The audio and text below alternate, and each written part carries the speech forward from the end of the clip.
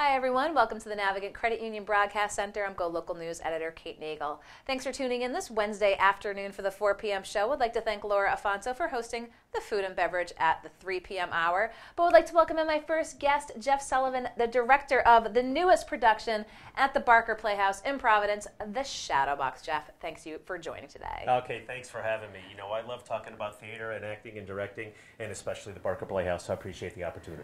Well, we've featured Barker before. We had Butterfingers Angel right around the holiday season, but The Shadowbox opening this weekend. I want to talk a little bit before we talk about the production. I want to talk about you. Sure. I want to talk about your journey to Barker and let folks know a little bit about you and your career. Well, great. Well, thank you. So I majored in theater and directing in college and took a long time to get back to it. Like most folks, I decided I'd rather not be a starving actor in New York or Los Angeles and got a real job. So I was away for theater for a long time and relocated to Rhode Island about 20 years ago. And about 10 years ago, I joined the Barker Playhouse, and I've been in love with it ever since. So we've been fortunate to act in several productions, direct several productions, and my wife and I do it together too. She's a stage manager extraordinaire, so it's something that we love to do together. And so let's talk a little bit about when you look ahead at the season to come and how you put together that season lineup, if you will, and the decision to go with the Shadowbox. Well, you know, first thing we look at when we're choosing a season is, okay, is the subject matter of the topic, is it relevant to what's happening in the times? Second thing is, will the audience like it? Will they respond to the show? And certainly with the plethora of theater here in Rhode Island, would we be able to cast a play too? So with those three things all came together, and the Shadowbox made the cut for this year. So we're very excited. So let's talk a little bit about how the Shadowbox fits that criteria. Talk about the relevancy standpoint. I've seen the snippets from it. It talks about it taking place over 24 hours, 3 separate cottages, and people at a hospital. Well, the Shadowbox, a little bit of background, the Shadowbox won the Tony Award and the Pulitzer Prize for Best Play in 1977. I first was exposed to the Shadowbox when I was in college. I immediately fell in love with the play, and I've been wanting to direct it ever since. So this is a real dream come true.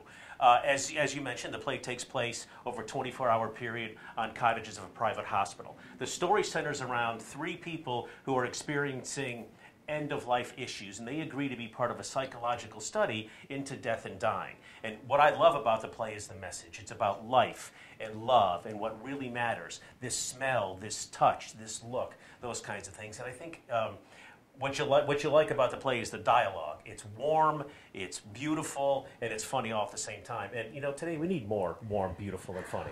Warm, beautiful, and funny. It sounds very poignant as well. Let's talk a little bit maybe about the casting process. Well, sure. Well, the casting process, you know, the subject matter is serious. There's no doubt about that. But when we were looking to cast the show, we wanted to cast actors that had that nuance, that can bring that reality and that comedy and that pathos or pathos to the show. So we're fortunate. We have a great cast, And so I think folks who might not know the ins and outs of theater are often curious to get a little bit of that behind-the-scenes look.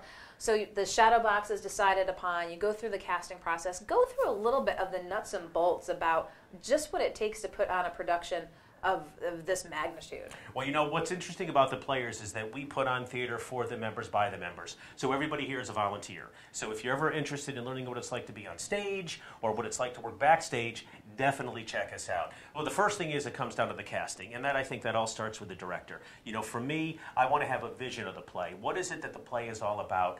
And I always start with a metaphor. Most of the time I pick the music, but I start with a metaphor. And the metaphor for this play is if you look up Shadowbox in the dictionary, it means sparring with an imaginary partner as a form of practice, or a box with a clear protective cover to protect things of value. And that's really, to me, that's what the play is all about. So we go through the casting, we have open auditions, we'll read from the script, sometimes we'll ask folks to prepare monologues, but what you're really looking for too sometimes when you cast is, you know, is there camaraderie, is there a sense of connection between the characters? So opens up this weekend, and as you said, poignant, warm, and funny. What's more needed at this time?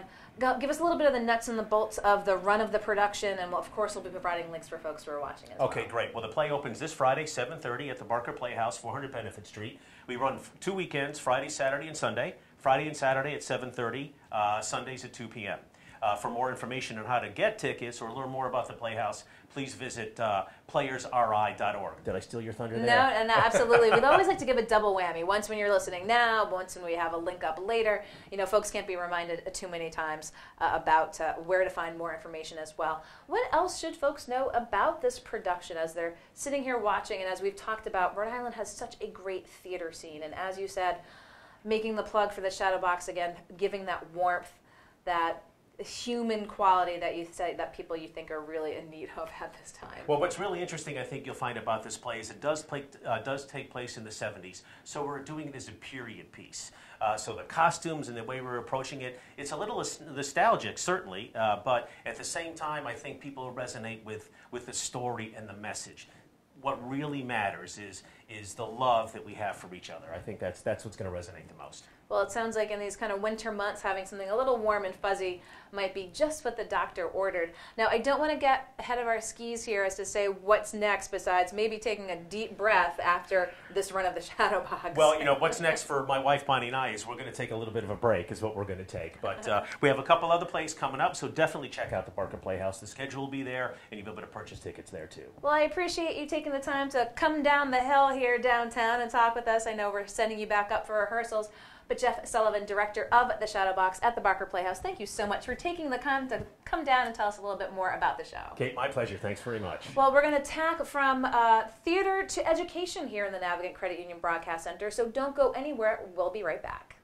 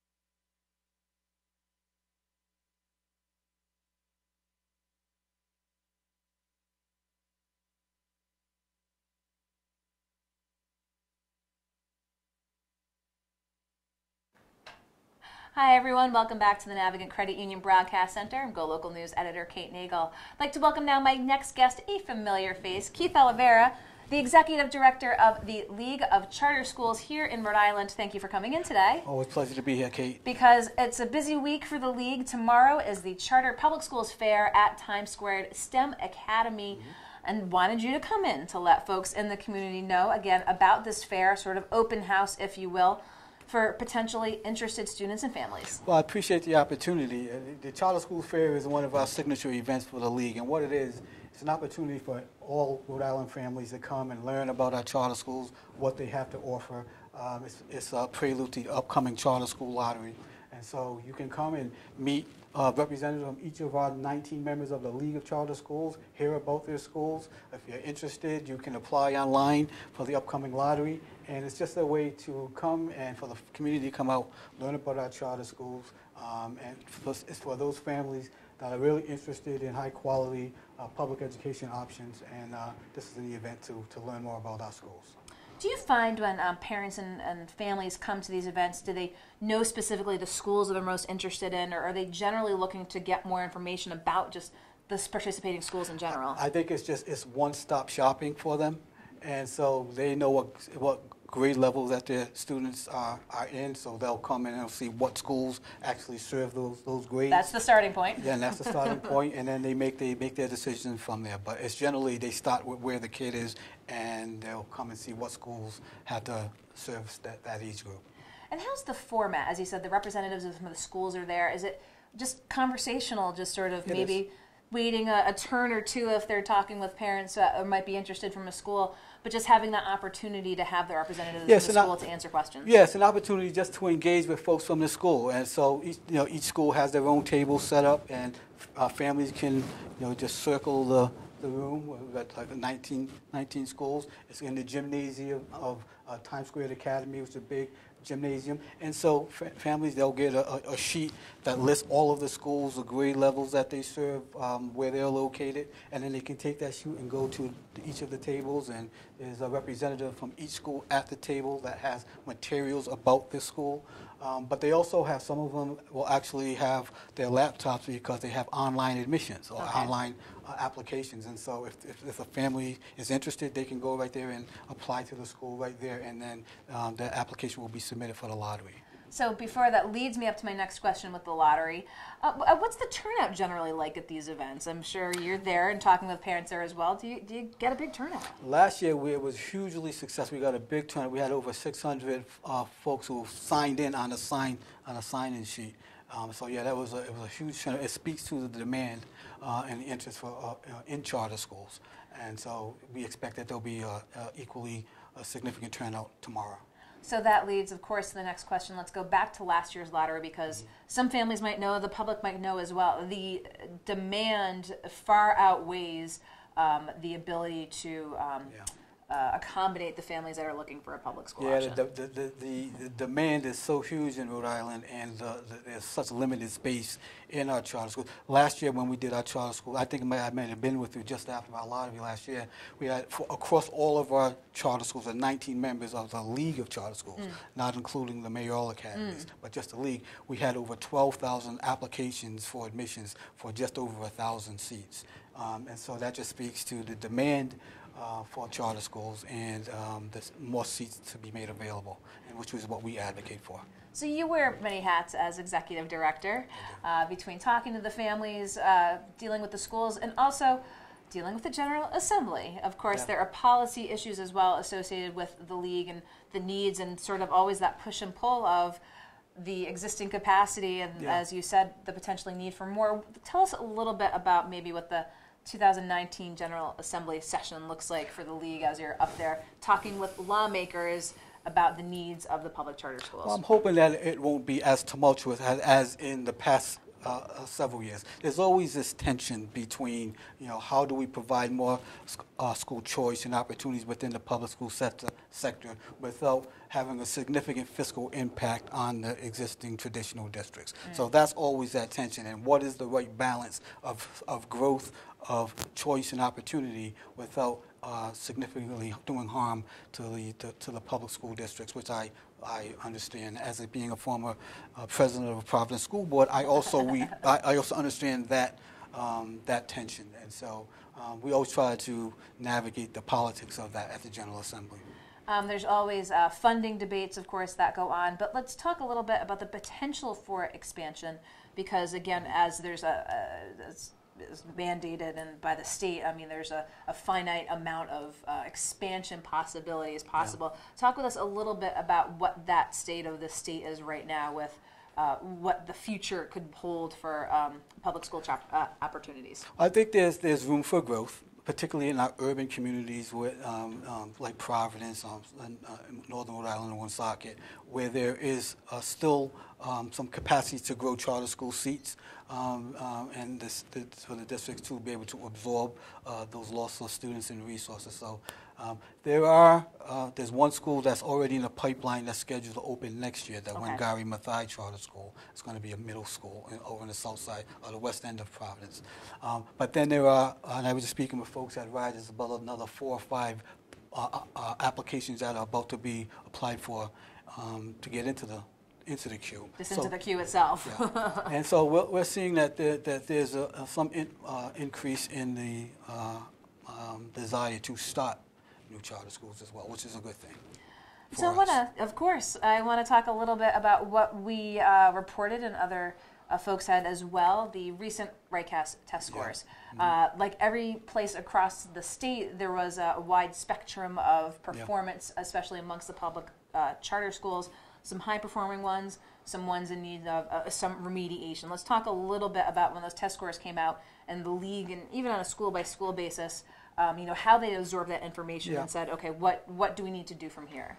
Well, in terms of the school performance, obviously it ran the spectrum. We had some very, very high performing schools, particularly ones down in South County. And then we have some that need some work. And most of our schools fell somewhere in the middle. And I think that's what we've seen around the state. Obviously, no one was satisfied with the outcomes of this year's assessment. I think that's in large part to the fact that we've changed tests so much over the last. I think we had three tests in like 5 years. Yeah.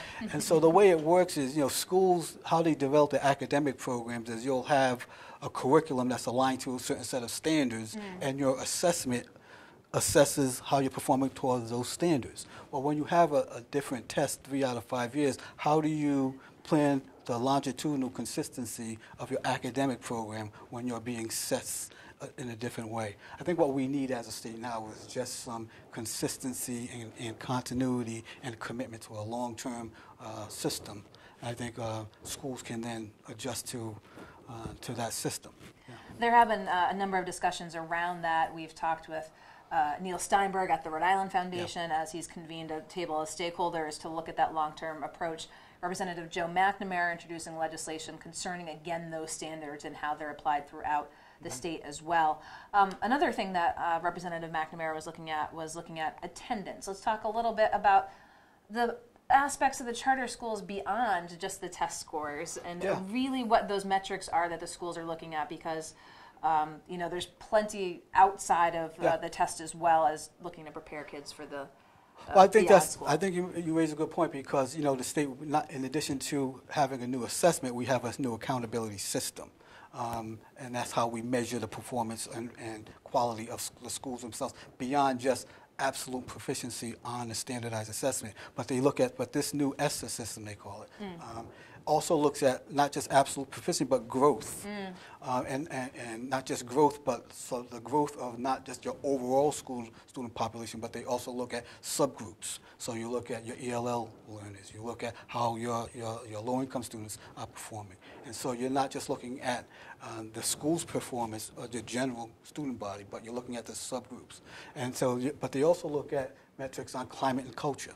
And so they look at what is the teacher absentee rate, what is the student absentee rate, what are the discipline records and student suspensions. And so they look at this new accountability system, evaluates the school beyond just your state assessments, but they look at the overall health and performance of the school. And I think that's a far better way of measuring the quality of a school.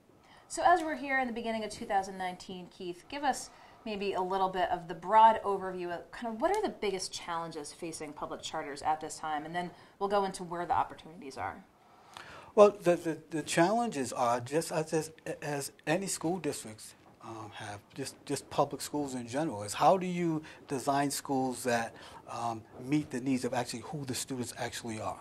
I think the model of charter schools allows for the flexibility to be able to actually design around student need. So you can know who your kids are, you can use the student data to know what their strengths and weaknesses are, and you can design your academic programs and allocate your resources according to that need. And so that's always a challenge. And what I would, one of the things that I've been advocating, because I'm on that Rhode Island Foundation work group, and one of the things that I've been advocating for, even for the larger districts, is that district schools have similar flexibilities at the building level to where the decisions around teaching and learning are actually made where the students actually are in the building. And so you push that some of that decision making to the building level. I think that's how you become much more personalized in meeting student need. And I think that's the way that we should be moving. So I guess before we let you go, Keith, and we'll provide again that information for the public schools, the Charter Public Schools Fair taking place tomorrow at Times Squared. Let's talk. We've talked about the lottery, the outstanding need. Obviously, if you're serving 1,000 family students out of 12,000 that we're looking for it, There's also, again, for those who don't get that coveted spot in a school, you still talk with those families and say, well, if you're a child's of a middle, an age of which there are potentials to try again, but to be an active participant, especially at the public policy level, to say, we're looking for these, so, you know, if you get that rejection letter, say there are avenues to advocate and say that parents and families are looking for that opportunity. The students that do not get into a school via the lottery, they're placed on a waiting list, and we maintain the contact information of the families of the students who are on that waiting list. And so when we're trying to mobilize some support for the expansion of charter school opportunities and seats, they would be the beneficiaries, and so we try to mobilize those folks to come out and support our advocacy for expansion. Well, anything else you want to let folks know? Well, we have you here in studio. Again, we'll provide the nuts and bolts for the fair tomorrow, but just wanted to get the word out if families hadn't heard about this taking place tomorrow. Well, like I said, I really appreciate the opportunity. This is, we consider this to be, like I said, our signature event. It's an opportunity for families from all over Rhode Island because our schools are all across the state. And just to come here and learn about charter schools, learn about what we have to offer, learn about how our schools are designed to serve your students' needs. And if you're interested, you can actually apply online and get your name into the lottery. Put it in the queue. Yeah. Well, Keith Oliveira, Executive Director of the Rhode Island League of Charter Schools, I appreciate your taking the time to come into the studio here. Always a pleasure. We've had a full afternoon, especially with Laura Afonso at the 3 o'clock hour. If you missed it, be sure to check her out. And, of course, I'd like to thank Jeff Sullivan, Director of the Shadow Box at the Barker Playhouse here in Providence, opening this weekend. And, of course, thank Keith Oliveira. We'll be back tomorrow with Politics and Lifestyle with Chelsea Gay on Thursday, both at the Navigant Credit Union Broadcast Center and up at the Rhode Island State House. But in the meantime, check out GoLocalProv.com online and find us on Facebook, and we'll see you back tomorrow. I'm GoLocal News Editor Kate Nagel.